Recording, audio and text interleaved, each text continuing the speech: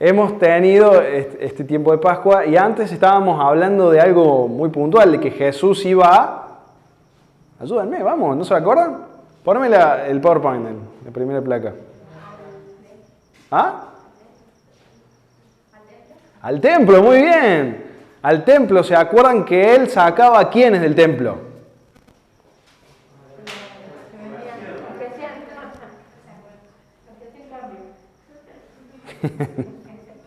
Bien. A los cambistas y a los que vendían, comerciaban con las ovejas, los bueyes, los pájaros, como las palomas, todo eso que era de las ofrendas. Pero antes de entrar específicamente en el texto de hoy, quiero recordarles algo que trato de recordarles cada vez que estoy acá con respecto a Juan. Juan escribió el Evangelio con dos propósitos principales. ¿Se acuerdan cuáles son? ¿No? El capítulo 20 del versículo 31 nos ayuda a recordar. A ver, ¿quién me lo puede leer?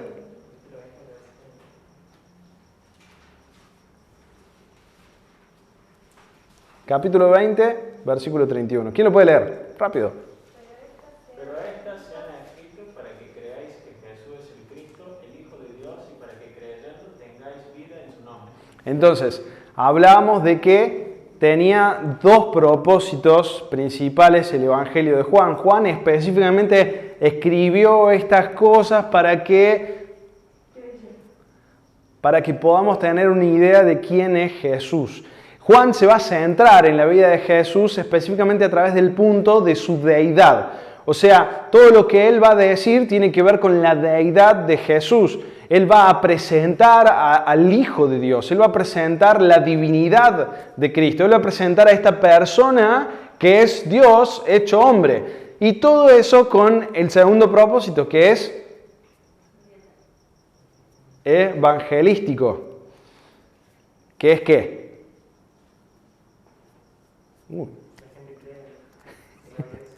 Para que creyendo en quién, en Dios hecho hombre, tengan vida en su nombre. Así que es evangelístico. Juan quiere predicarnos, presentarnos a Cristo, para que conozcamos a Cristo. Y a Cristo no simplemente una persona común y corriente, un gran maestro, un profeta, alguien que era un revolucionario. No. Ese no es el verdadero Cristo. Cristo es Dios hecho hombre y eso es lo que quiere mostrarnos Juan. Entonces, hemos visto que a través del primer capítulo hasta el versículo 18, desde el 1 hasta el 18, habíamos tenido todo este primer contexto en donde estaba el testimonio de Juan y luego estaba el testimonio de Juan el Bautista sobre quién era Jesús. Y vemos el testimonio de los primeros seguidores de Jesús y luego vemos el primer milagro de Jesús en el cual hace a su familia y sus amigos y vemos cómo cada cosa va mostrando su divinidad. Y este texto que vamos a ver hoy tiene que ver con eso. Es un texto con 3 viñetas, pero ¿sabes qué? Me encantó que justo hoy tocara Mateo 16 porque justamente hay un versículo que habla de lo que hemos leído recién, cuando Jesús pregunta ¿quién dicen los hombres que es el Hijo del Hombre? ¿Qué dice la gente de quién soy? Díganme, ¿qué dice la gente? Y bueno, le dicen unos Juan el Bautista, algunos creían que era la reencarnación de Juan el Bautista, había otros que decían que era Elías, el profeta Elías reencarnado también. Había otros que decían que era Jeremías y había otros que decían que era un profeta. Pero fíjense que ¿quién va a decir lo que es la posta? Pedro de pronto, por revelación divina, porque el Padre se lo revela en ese momento, Pedro da una declaración fuertísima, una verdad tremenda. ¿Cuál es? Tú eres el Cristo, el Hijo del Dios viviente. Sos Dios. Tenés la misma naturaleza que tiene Dios. Y la Biblia nos habla constantemente de esto. No es que lo encontramos solamente en Juan, sino que lo encontramos esparcido por toda la Biblia. Por ejemplo, en Juan 1.1 y un montón de lugares más dice que Jesús es Dios. También vemos en Tito que dice que es nuestro gran Dios y Salvador, también en 2 Pedro. También vemos que dice que es Dios fuerte en Isaías. Vemos que es el yo soy en Juan 8. Vemos en Apocalipsis que es el primero y el último, que es el Señor de señores también ahí, que es el Alfa y el Omega. Él es en esencia uno con el Padre, dice Juan 10. Él existe en forma de Dios, dice en Filipenses. Él es la imagen misma de su sustancia, nos dice Hebreos. Él es el creador, el sustentador del universo, nos dice en Juan, nos dice en Colosenses, nos dice en Hebreos. En Él habita corporalmente toda la plenitud de la deidad, dice en Colosenses 2.9. Él es quien perdona pecados. En Marcos lo vemos, Él levanta a los muertos, lo vemos en Juan 5 y Juan 11. Él recibe la adoración reservada solo para Dios. Todas esas cosas nos habla la Biblia sobre Jesús. Así que tenemos a Jesús, tenemos a Dios mismo, que ha estado ahí, que ha estado en una boda y que luego con sus primeros discípulos, alrededor de 5, Él se ha ido de vuelta a Capernaum y luego ha ido, como debía hacerse todos los años, a Jerusalén para estar en la Pascua. El día 14 del primer mes del año, ellos tenían el día 10 que separar un cordero que tenía que reunir ciertos requisitos, que no tenía que tener mancha, que no tenía que tener quebradura ni defecto, etc. Y el día 14 ellos lo presentaban en ofrenda entre las 3 y las 6. ¿Se acuerdan? Que como les comentaba, entre las 3 y las 6 se presentaban estas ofrendas en el templo y luego ellos comían ese cordero y lo hacían con unas ciertas cosas más que se hacían en ese tiempo en el de Jesús. Y luego de eso había 7 días más que también les llamaban la Pascua. Por ahí vemos en la Biblia que dice Pascua y se está refiriendo a la fiesta de la Pascua, que también tiene que ver con la fiesta de los panes sin levadura, que va a durar unos 7 días más. Y ahí en ese contexto estaba el Señor y ellos van hasta Jerusalén y ven al Señor a hacer algo. ¿Se acuerdan qué es? Que saca, que quita, pero ¿cómo lo hace? Y bueno, lo hace, o sea, si hacen memoria, Él junta unas cuerdas, Él está, poneme hacia adelante, más, ya lo dije todo eso. En el templo, yo les había traído unas imágenes para que pudieran verlo. Vamos, ok. Después de eso, yo les había traído unas imágenes que esto es más o menos cómo puede haber sido el templo en ese tiempo, en el de Jesús.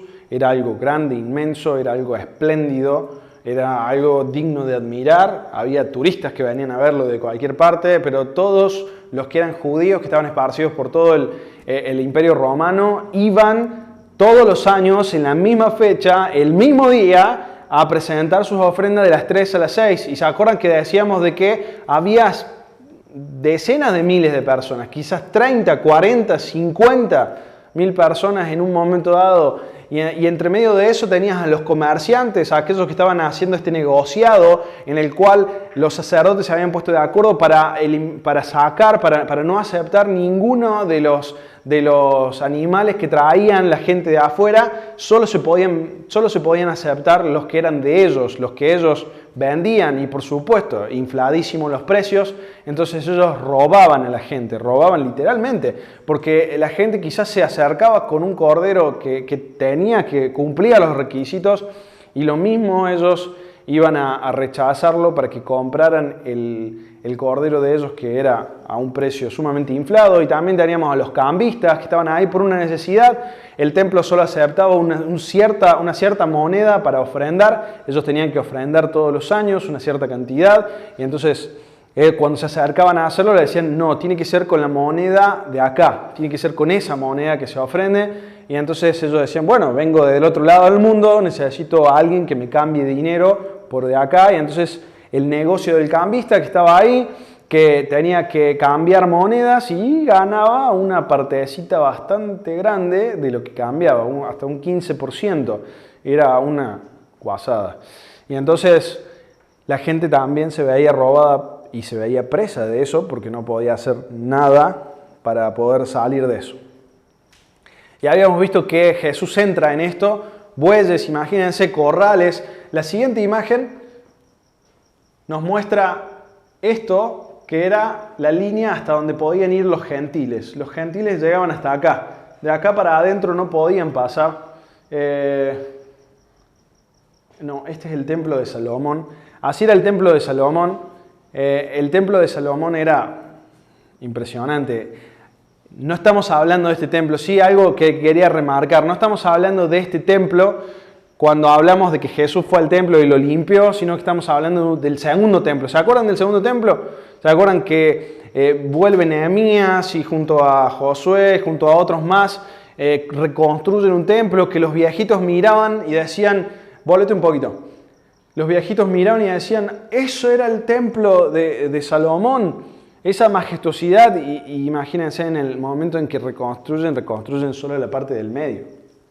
Solo la parte del medio, quizás algo un poquito más. Entonces veían eso y decían, no, ¿qué? Y lloraban los viejitos. Y los jóvenes estaban alegres porque habían nacido sin templo y ahora podían ofrendar a Dios. Y ese era el contexto. Y luego pasa un tiempo y Herodes el Grande aparece aproximadamente 20 años antes de Cristo, en el 20 antes de Cristo, y empieza a remodelar el templo. Así que de pronto tenemos una gran remodelación, hay 10 años que lleva esta remodelación y luego continúa por 36 años más. La gran remodelación se hace en 10 años, pero luego 36 años más llega hasta el punto en donde Jesús está ahí en el templo y todavía está en obras. Para que ustedes se den una idea, 40 años más tarde de este momento de Jesús, 40 años más tarde, el templo va a ser destruido por los romanos de la mano de Tito, que va a ser emperador luego. Cuando destruyen el templo todavía seguía en obras de refacción. Así que imagínense lo grande y lo majestuoso que era este templo. Y entonces teníamos en el templo de Herodes, que era un poco distinto y que era más modesto, pero igualmente grande y lindo, teníamos esta línea en donde estaba el muro de los gentiles y todo esto estaba lleno de mercaderes.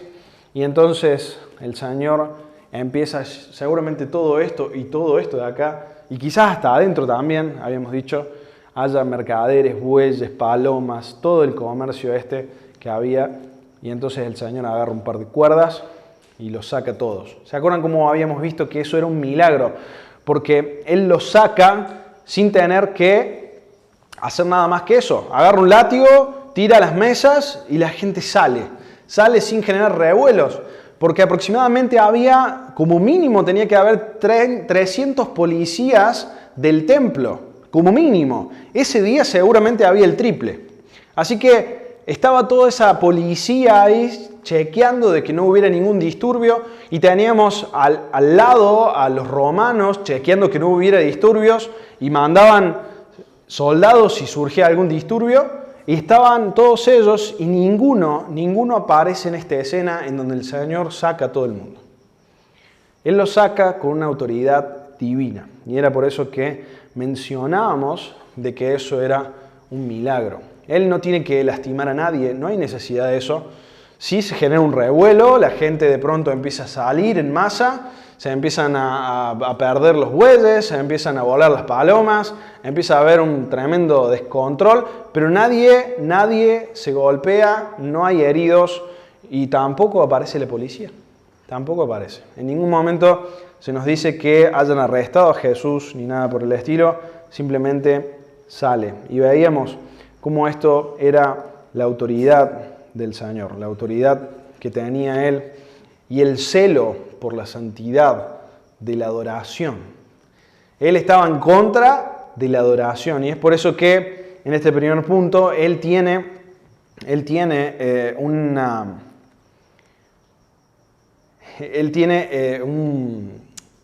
una pelea contra los judíos, un momento en donde hay un cruce contra los contra las masas, del templo. Él tiene 3 enfrentamientos, ahí está, no me salía la palabra. Él tiene 3 enfrentamientos en este pasaje. El primero es contra las masas del templo, y entonces él se enfrenta a las masas del templo, él las saca y él dice, ustedes no van a hacer esto y van a volver la adoración a Dios como un comercio. Y veíamos cómo eso tenía que ver con nosotros en el sentido de que teníamos que mirar a ver si teníamos un comercio en nuestro corazón con respecto a Dios y a la adoración. Si nuestra adoración era sincera o era como la de esta gente que le debe igual siempre y cuando ganaran plata. Y llegamos al pasaje que nos toca hoy, que tiene que ver con lo que continúa. Ahí nomás, estábamos en ese momento en el que sale la gente, en el que él dice eso, y luego pasa lo siguiente, y vamos a leerlo en el 2:18. Y los judíos respondieron y le dijeron, ¿qué señal nos muestras ya que haces esto? Respondió Jesús y les dijo, destruid este templo y en 3 días lo levantaré. Dijeron los judíos, en 46 años fue edificado este templo y tú en 3 días lo levantarás. Mas él hablaba del templo de su cuerpo.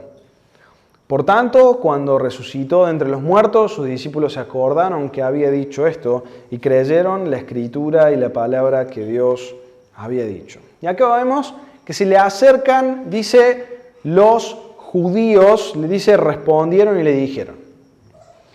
¿Quiénes son los judíos? Bueno, básicamente Juan va a hablar de que cuando va a hablar de judíos, va a hablar en general, no del judío israelita, o sea, de aquel que está en la calle, que es cualquiera, o como la nación, se acercaron todos los judíos, no. Cuando él dice judíos, está hablando de aquellos que son los líderes, aquellos que son los sacerdotes, aquellos que son los escribas. Esos son los que Juan va a estar llamando judíos. Entonces, esta gente, los líderes, imagínense Jesús, un don nadie. En ese momento nadie conocía a Jesús. Habíamos dicho que simplemente era alguien con ropa galilea y era mucho más, no se podía decir más nada de él si lo veías, porque nadie lo conocía en ese momento. Él de pronto con toda esta autoridad, él saca a la gente y ellos, en vez de arrestarlo, ellos en vez de taclearlo y meterlo a preso, ellos le preguntan. Ellos, fíjense que le preguntan. Le dicen, ¿qué señal nos mostrás ya que haces estas cosas? Y entonces, fíjense que era una pregunta.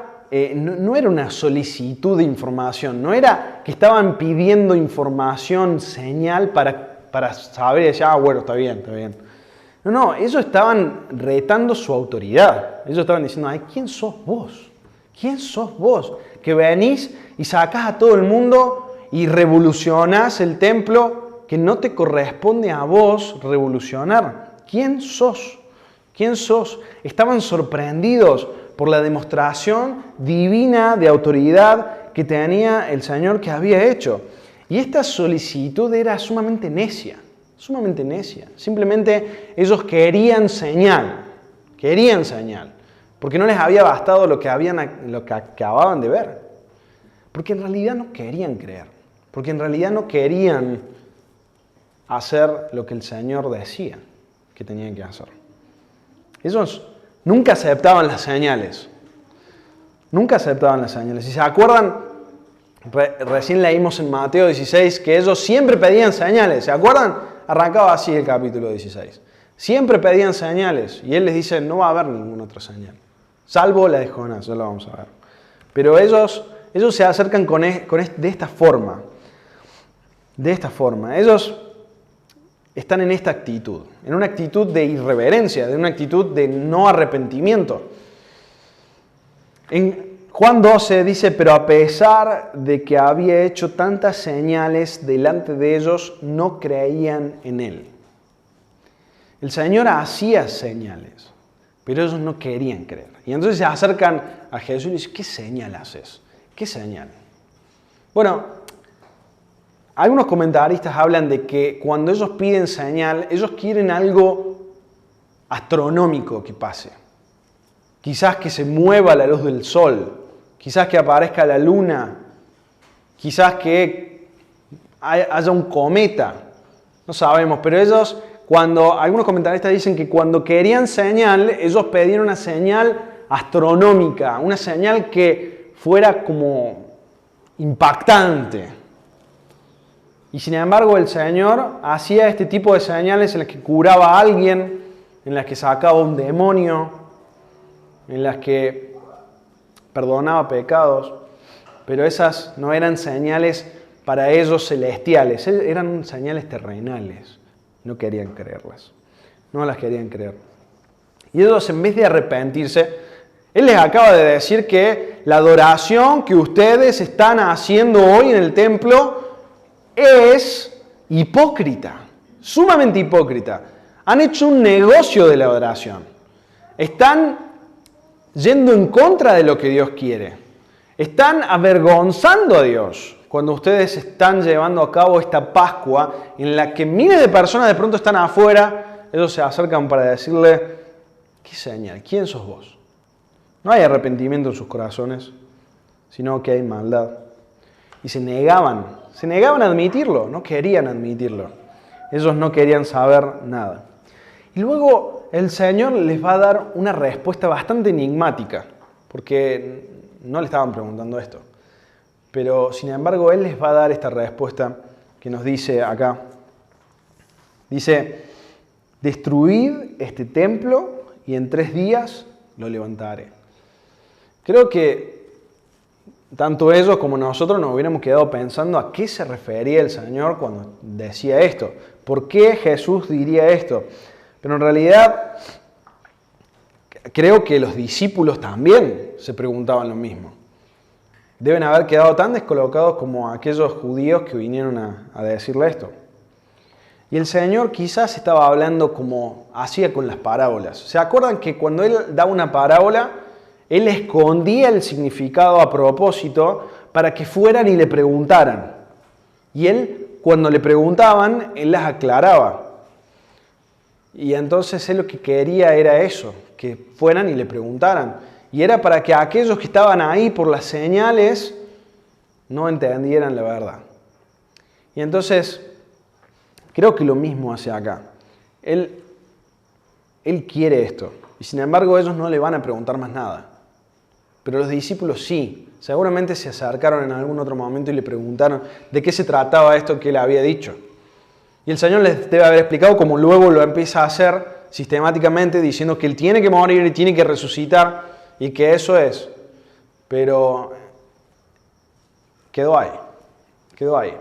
Ahora, algo para su atención y para que lo puedan marcar, es que esto que el Señor dice se hizo muy conocido.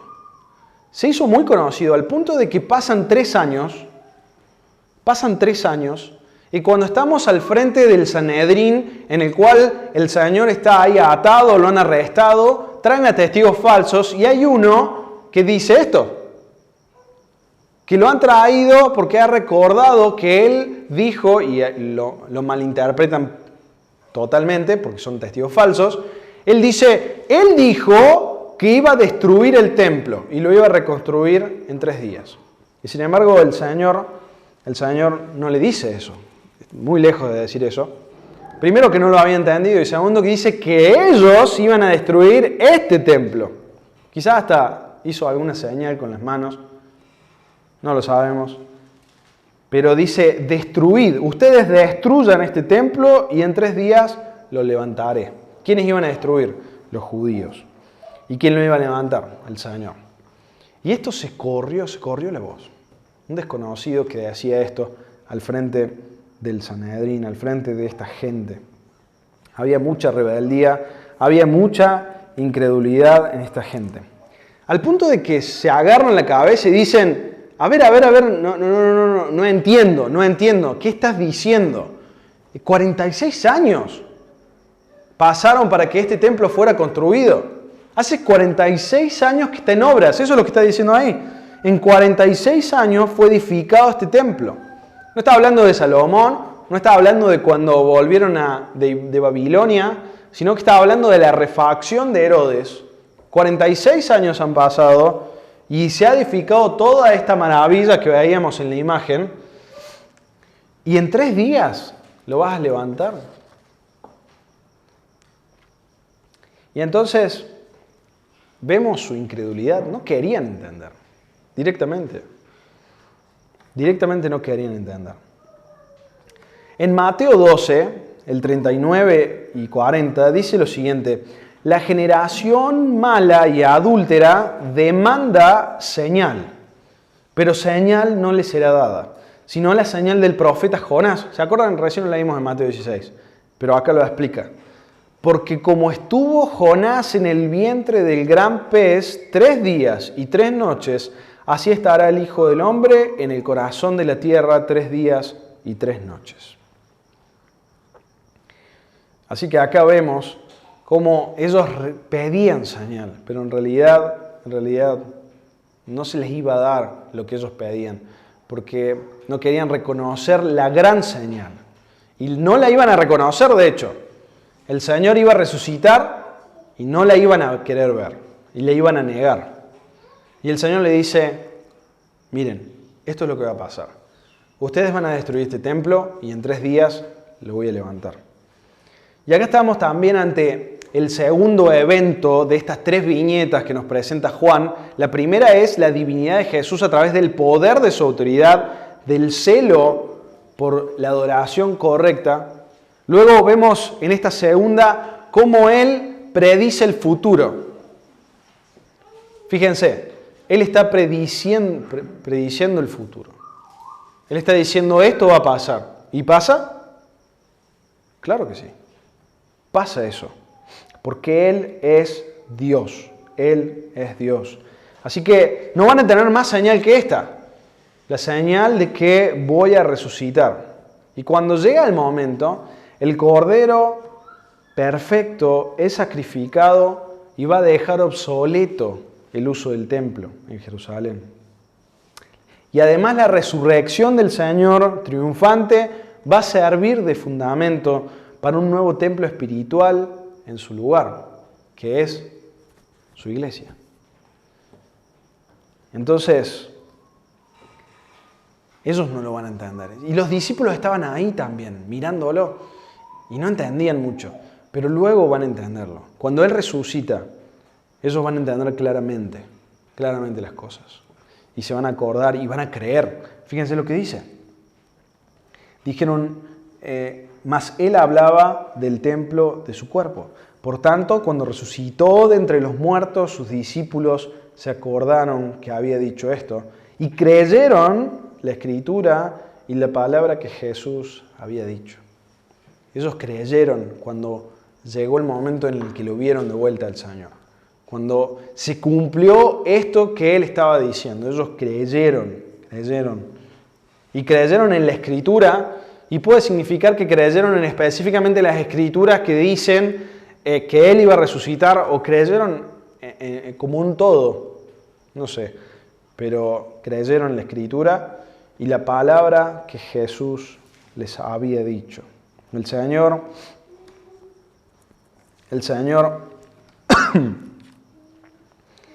le iba a dar sentido a estas palabras y ellos iban a reconocer su poder, el poder de Jesús, como un claro indicador de su deidad, de que Él era Dios.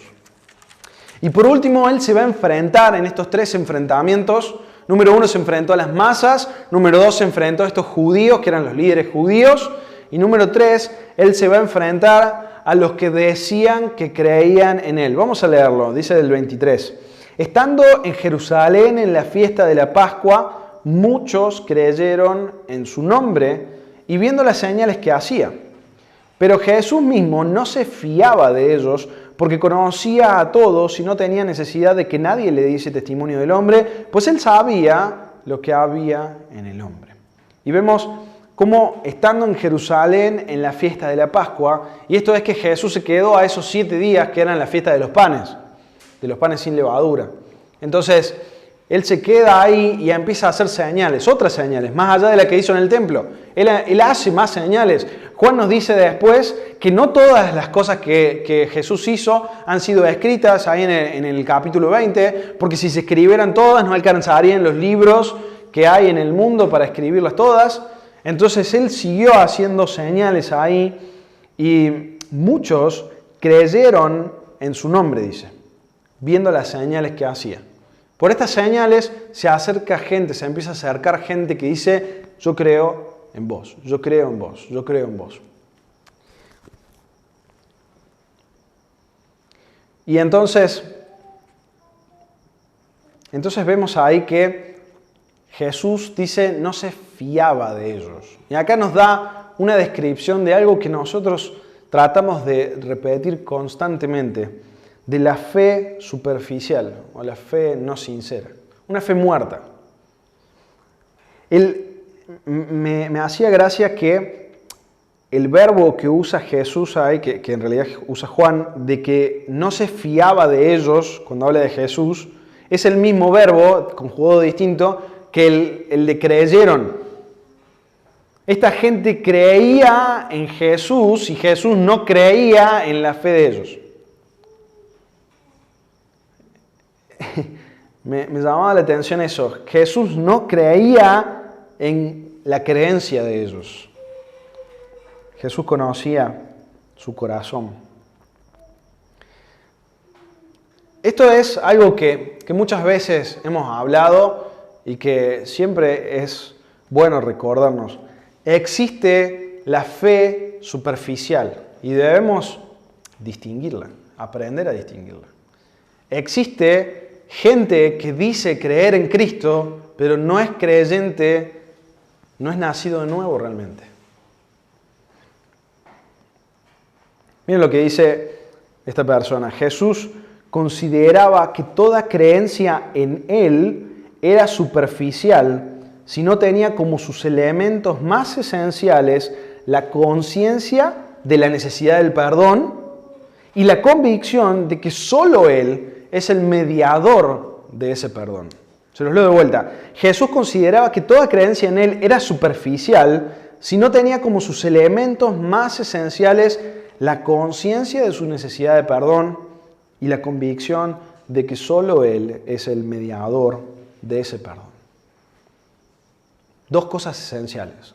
Necesitas entender que sos pecador, que por vos mismo jamás podrías ganarte el favor de Dios, jamás podrías ganarte el cielo, jamás podrías estar ni un paso más cerca de ser salvo por tu buen comportamiento o tu situación moral, porque es bueno.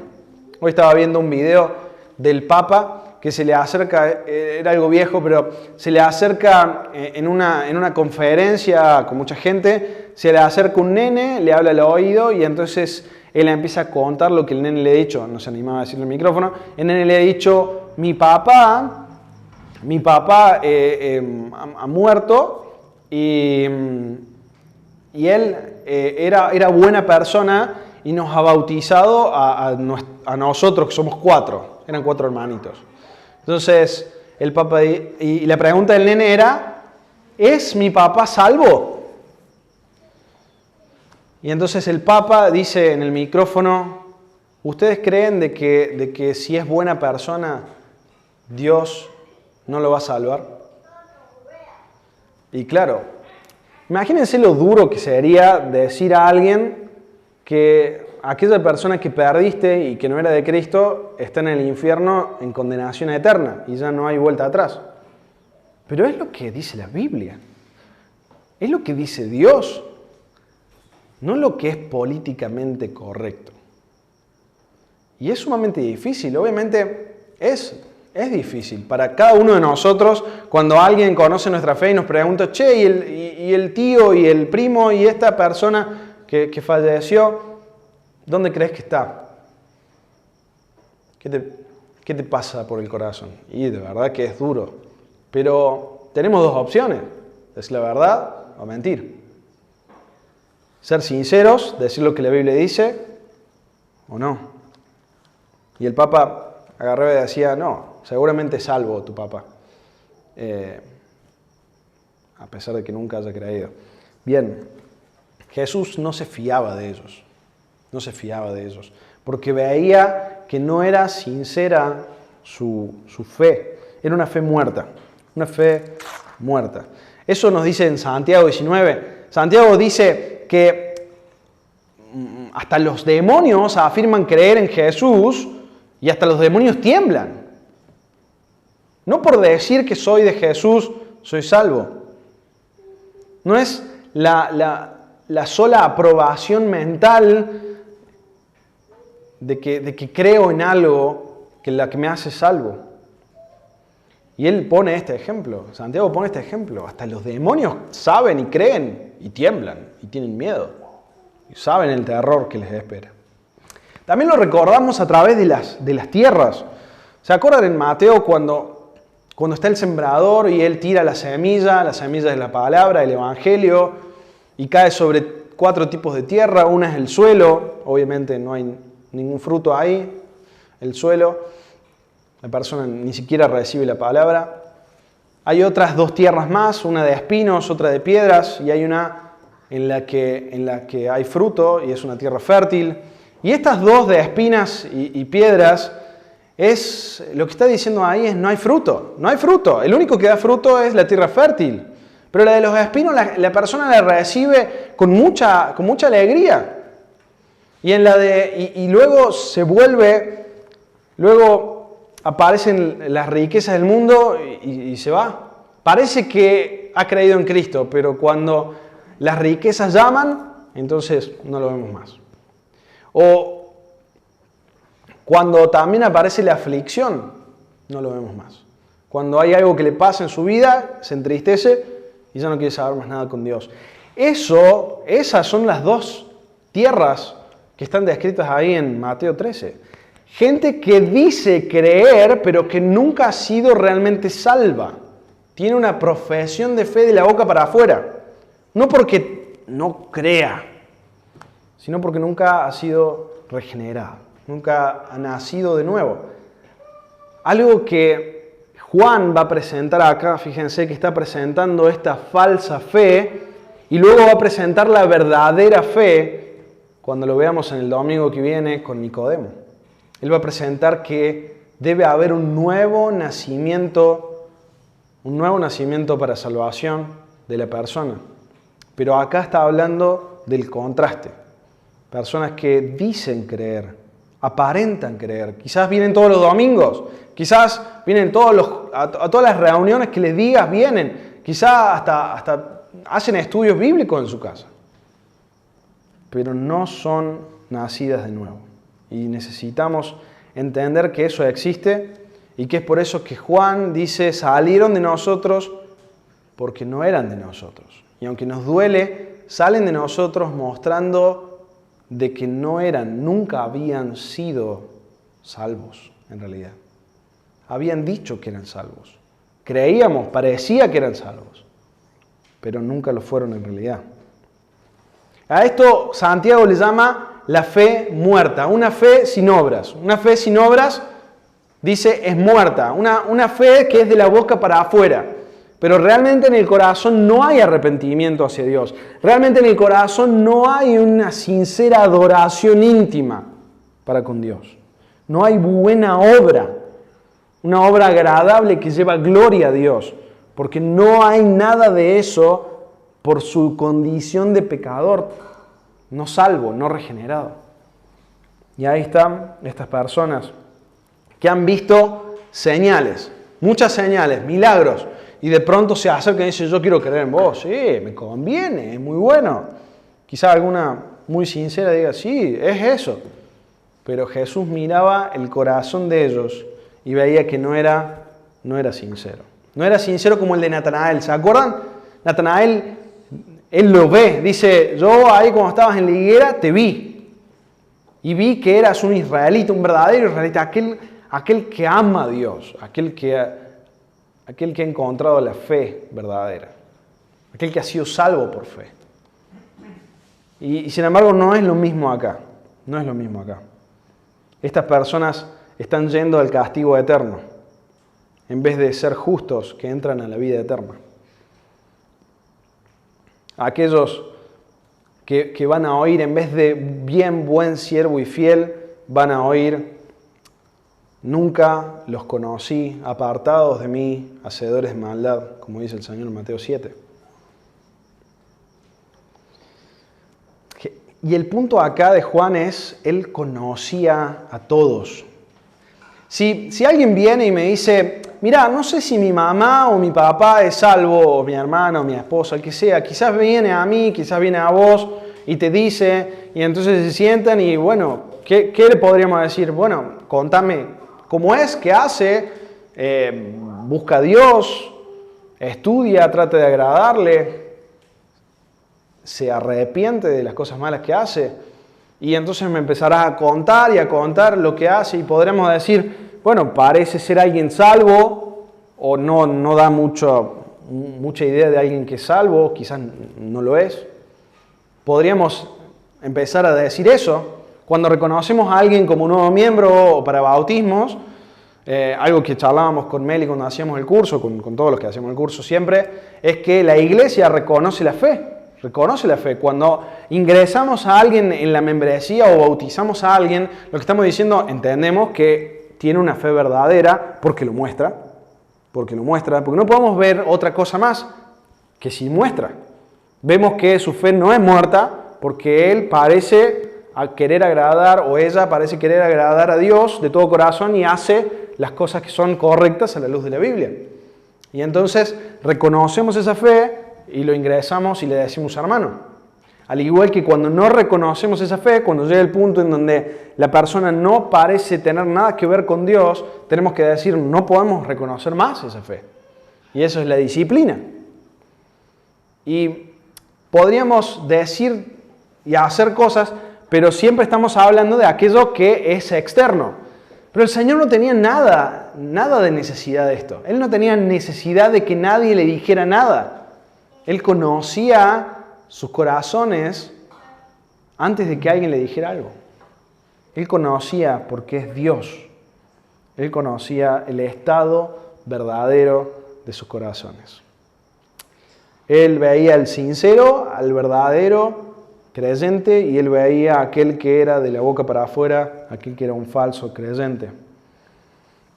Es que la fe genuina va mucho más allá de lo que decimos. Demanda un compromiso total, de todo corazón, con Jesús, como el Señor de la vida propia.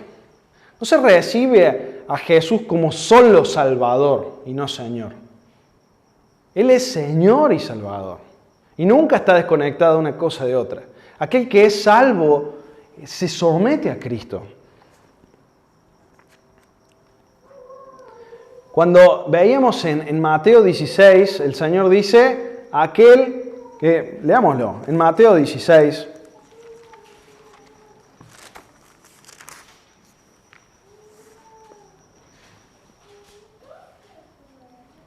le está diciendo, quítate de mí, delante de mí, Satanás, a Pedro por haberle pedido que no vaya a la cruz. Y entonces le dice, me soy de tropiezo porque no pones las cosas, la mira en las cosas de Dios, sino en la de los hombres. Y entonces se da vuelta y le dice a los discípulos, si alguno quiere venir en pos de mí, niéguese a sí mismo, tome su cruz y sígame. La demanda del Señor, la demanda de la salvación, es dejarlo todo. No hay nada que tengas que retener de tu vida. Aquel que quiera, por eso dice en el 25, porque todo aquel que quiera salvar su vida la perderá y todo aquel que pierda su vida por causa de mí la hallará. Aquellos que hallan la vida, aquellos que son salvos, es porque la perdieron por Cristo. Por eso dice que debemos llevar nuestra cruz cada día. La cruz simboliza la muerte. Debemos estar dispuestos a dar toda nuestra vida. Aquello que nos cuesta y aquello que no. Aquellas partes más oscuras de nosotros son las que debemos entregar a Dios. Eso es la persona que ha entendido la salvación. Aquel que ha sido salvo realmente le quiere dar todo al Señor. Está dispuesto hasta morir por su Señor. Toda su vida gira en torno de su Señor. Porque Él es su Salvador. Porque ha entendido esto. Y esta gente no lo había entendido. Y acá vemos cómo subrayamos, o Juan en realidad subraya la deidad de Cristo, en la cual en la primera viñeta vimos cómo Él tiene la autoridad Él tiene este celo mesiánico por limpiar la adoración del templo. Número 2, vemos cómo Dios predice su resurrección. Y número 3, vemos cómo Dios conoce verdaderamente el contenido de los corazones de los hombres. Y al mismo tiempo, también este relato nos describe 3 escenas. La primera escena es la limpieza del templo y muestra gráficamente el odio que Dios tiene por el pecado y la impureza. Número 2, la segunda escena, vemos la explicación de la resurrección de Jesús y revela que Dios da nueva vida en Cristo a quien fue resucitado para nuestra justificación. Y la tercera y última escena es la creencia superficial de las personas que nos revela que la provisión de la salvación de Dios viene solo a través de fe genuina salvadora. Y vemos estas 3 cosas que nos relata Juan y que van a estar sumamente conectadas con lo que va a seguir. Un gran capítulo, el capítulo 3. Un capítulo en donde él va a presentar cuál es la fe verdadera, cómo podemos ser salvos. Y lo va a hacer a través de la historia de Nicodemo. Pero este tiempo es para que repensemos estas cosas. Como aquel domingo veíamos cómo estaba nuestra adoración, si era una adoración que estaba comercializada, o que era hipócrita, o si era de verdad una adoración sincera. Acá podemos ver también que solo en Cristo y en su resurrección tenemos vida eterna. Y también pensar en cómo, si creemos en Él, si estamos entendiendo las cosas que dice, como los discípulos. Y número 3, si tenemos una fe genuina o una fe muerta. Creo que es bueno analizarnos siempre.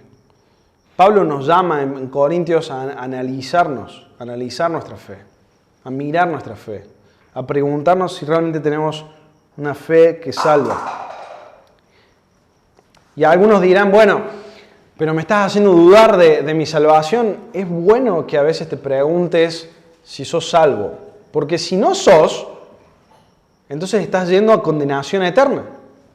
¿Cómo? Entonces la siguiente pregunta es, ¿cómo puedo saber si soy salvo? Bueno, yo siempre les hablo, sobre todo a los jóvenes, les digo, hay un trípode que necesitas ver. El primero es si crees las promesas del Señor, si crees que Él te va a salvar, si entendés que sos pecador y si crees que solo por medio de Cristo vas a poder ser salvo. Ese es el primero.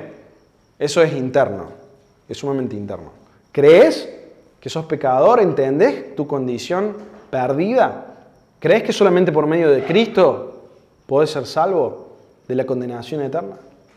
Número 2, porque el Espíritu Santo nos lo revela.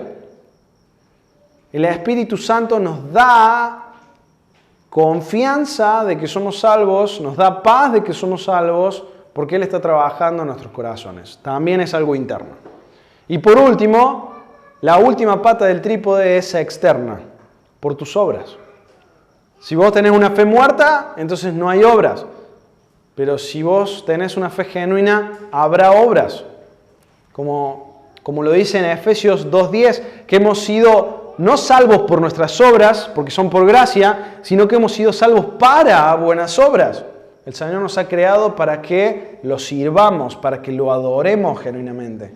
Entonces, ¿tu vida habla de que servís a Dios? ¿Tu vida habla de que adorás a Dios? Ese es el trípode para poder saber si sos salvo. Y te animo a que puedas hacerlo. A que podamos entre todos mirar estas cosas y seguir aprendiendo de su palabra. ¿Oramos? Te agradecemos, Señor, por este tiempo, porque podemos ver estas cosas, sobre todo ver la deidad de nuestro Señor Jesús. Gracias porque Él es Dios y está con Dios a la vez. Él es separado de vos, Padre, pero a la vez es el mismo Dios. Que misterio tan grande y maravilloso. Señor, por eso te agradecemos por este tiempo en el que hemos podido ver algunos pequeños destellos de su deidad por medio de esto que nos dice Juan. Y también, por otro lado, mirar y reflexionar en si somos personas con una fe muerta, si somos aquellos de los cuales no se fiaba el Señor Jesús, o si somos aquellos de los cuales se alegraba el Señor Jesús, como con Natanael. Si somos aquellos de los que piden señales, o si somos de aquellos que creen lo que el Señor es. Por eso te rogamos para que todos podamos estar seguros de nuestra salvación, para que todos podamos también poder decirnos tranquilamente hermanos en Cristo. Y si hay alguno que todavía no está seguro, que vos puedas poner seguridad en su corazón. Y si hay alguno que todavía no es tuyo y que dice ser tuyo, Señor, te rogamos para que esa persona pueda arrepentirse y para que pueda pasar de muerte a vida. Dejamos todo en tus manos, en el nombre del Señor Jesús. Amén.